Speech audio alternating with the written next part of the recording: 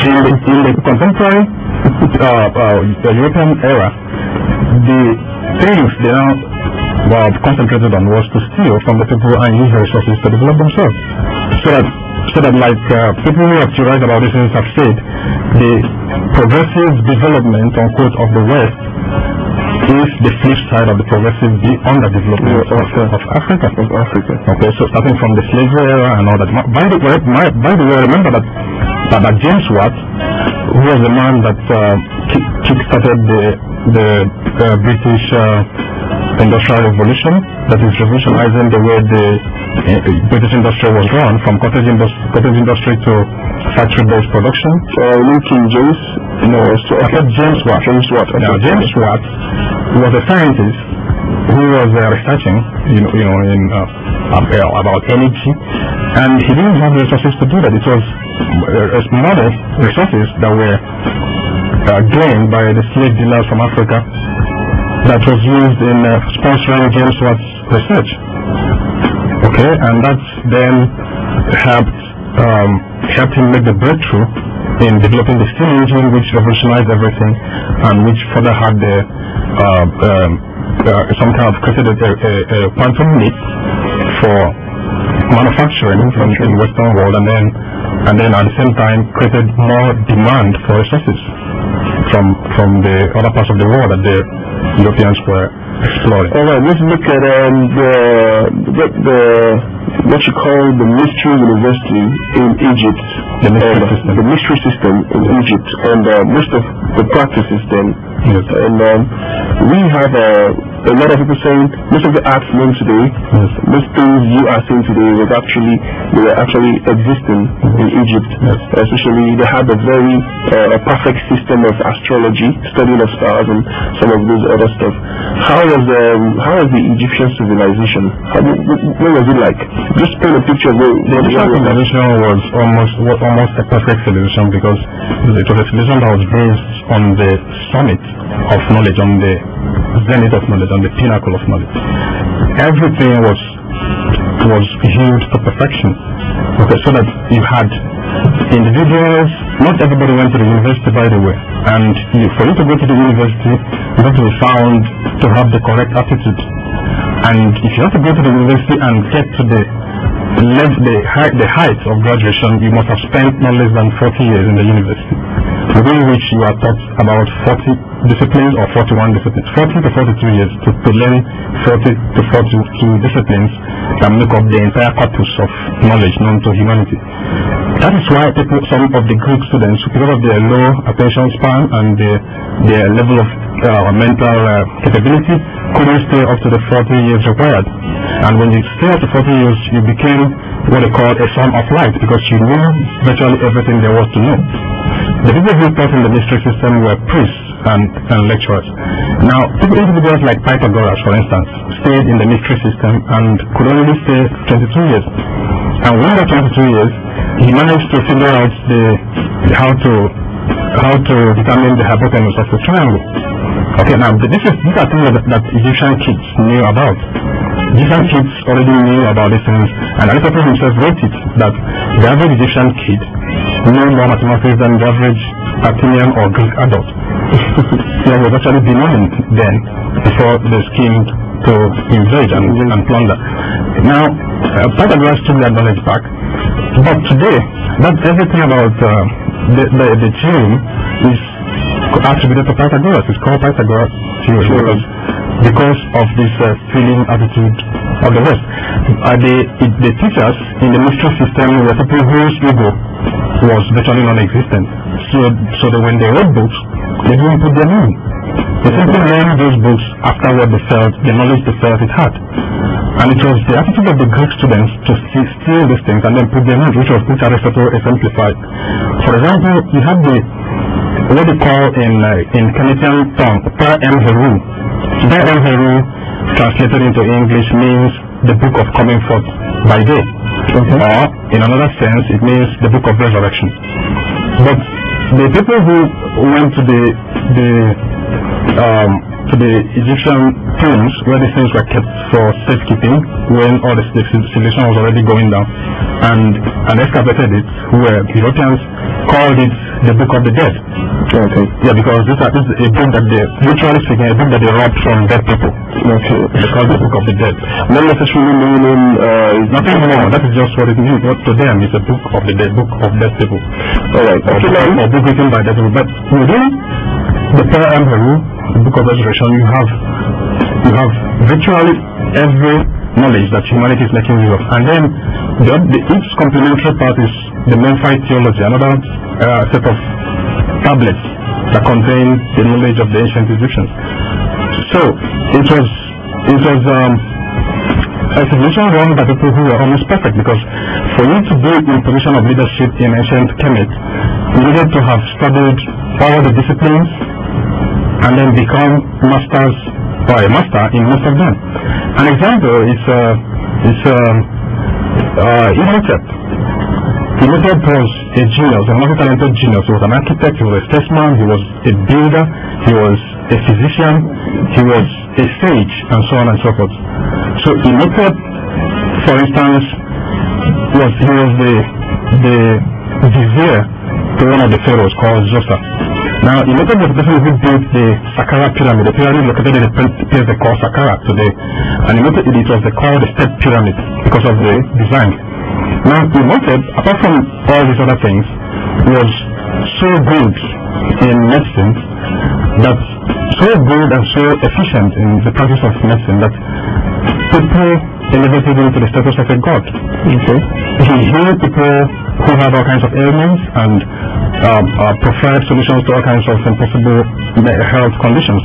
Now, when Imhotep died, he was deified as a god, and the students of Greek who were coming to learn medicine in ancient Kemet were going to stay in Imhotep's tomb to meditate, so that they could be inspired by Imhotep. As a matter of fact, the Greeks then built Imhotep into a god of healing that the Greeks called Asclepius.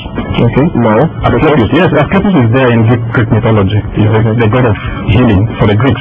Now, Asclepius or Imhotep, whose other name is Imhotep, was the person in whose name the Greek students of medicine swore their oaths at the end of their course. Okay. All right. Now, but today, what has the centric transmission of knowledge told us? They told us that for even here in this university that's supposed to be restoring the dignity of Africa, when our medical students graduate, they swear the oaths of Hippocrates. Now, Hippocrates himself swore the oath of his graduation in the name of Imhotep. And between Hippocrates and Imhotep is a gap of not less than 1,500 years. Yes. So, and then Imhotep himself was not even the founder of medicine in ancient Egypt. So they tell us Hippocrates is the founder of medicine. What could be more preposterous? So that is part of what what Afrocentrism tried to address. And you don't call that racism, do you? Okay, very enlightening there. Alright, let's go for this short music break. Our time is almost up. When we come back, we just a round of interested. This is a track almost speaking about what Nana has been talking about, and it's a track done by Java, and he is a musician he's in the United States of America, and he's a musician. He's talking about the Pan-African, ideals and some of this stuff. I'll be back. Don't touch the dial.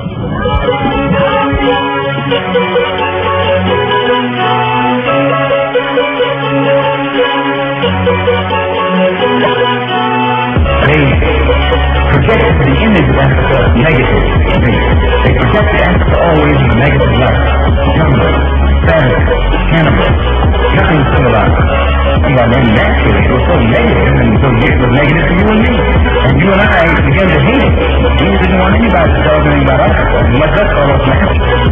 So this is 16th century, the first Portuguese cruised past West Africa in search of gold and riches. By this time, African civilizations don't decline. But I go take you far back to refresh your mind. They never tell you say that African Moors built Spain, Portugal and France. When Europeans see the Barbarians build schools, introduce maths and philosophy to them. 711 AD.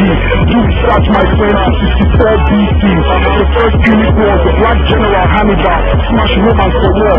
Septimus Severus. Now one example of African men with the main Roman emperors. They never tell you of Egypt and the ancient Kushites will be your ancestors. For show Greek delight.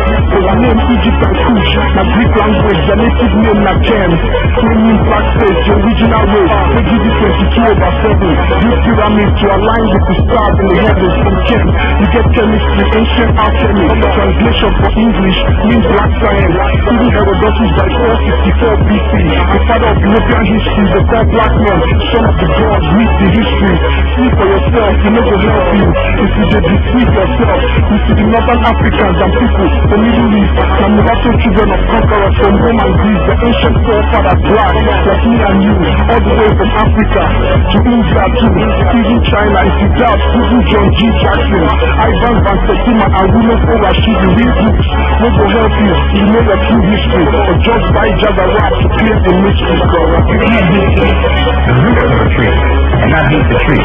You can't hit your oil and not end up hitting yourself.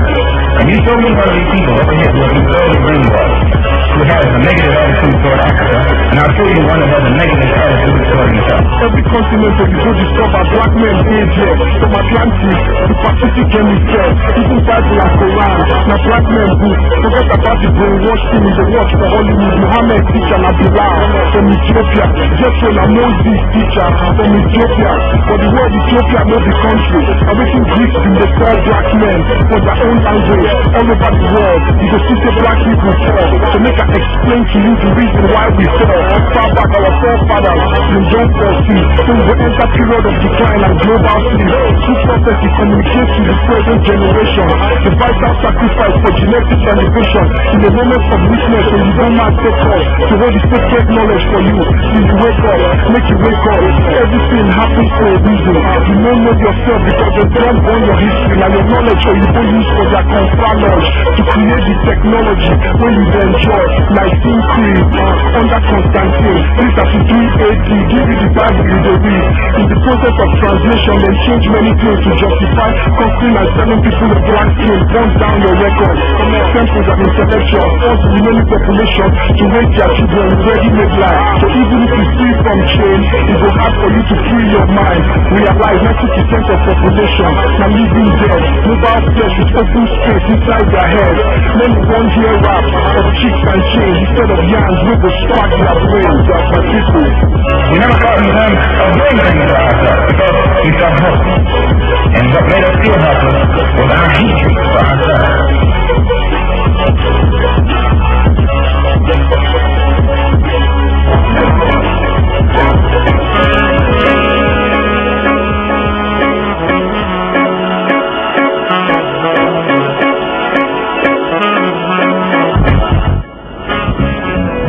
Let's turn to our radio station, Lion FM 91.1 and UL Live and Cruise Easy. My name is X, and I'll be speaking with Nam Onoha, a lecturer at the Department of Sociology and Anthropology. We've been looking at Pan-Africanism, and I'm telling you, it's been very quite enlightening, and I hope you are really learning a lot from here. I have some text messages here, and this one says the power of...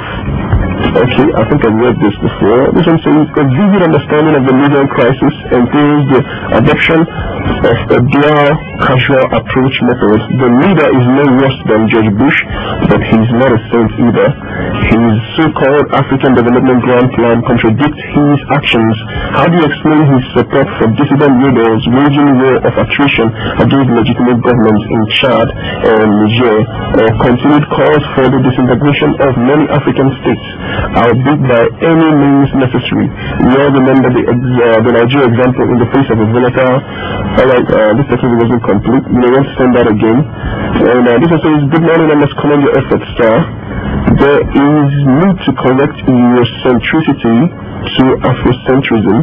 Our ancestors will not be happy, and our descendants will be either. This is Ife the Ogechi. And this also says, it may be a wonder to listeners to know that Africa gave the world Christianity, Islam, civilization, philosophy, etc. He says it's time for Africans to reject Eurocentric deception and fallacy.